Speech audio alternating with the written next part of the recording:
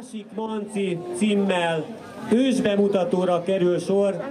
Direkt a mai alkalomra körülbelül 2 hónapos felkészülés eredményét láthatjuk itt a színpadon.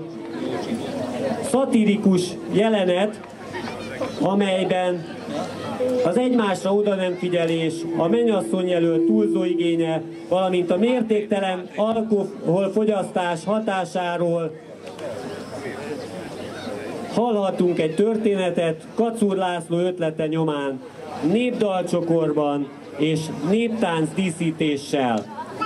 A jelenetet összeállította Török Zoltánné Hajni, a néptánccsokrokat, a dalbetéteket Palacskó József válogatta és tanította be az énekvarázs kórussal, és a táncbetéteket koreografálta, betanította Bánáti Melinda.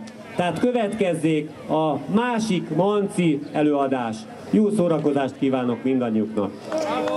És még ha megengeditek, egy picit kibővíteném, ha most végignéztek rajtunk, a legifjabb hölgy másodosztályos belérdi tanuló.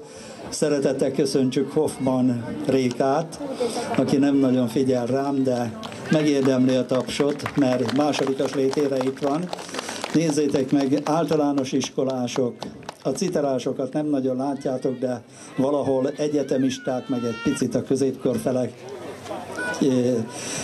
élő emberek, és mi itt az ifjúság, akik fönnállunk, tehát össze lehet hozni ilyet is, de még egy dolgot, amit felhívom a figyelmeteket, ebben jelenetben a faluban levő etnikumok mindegyike valamilyen utómódon megjelenik.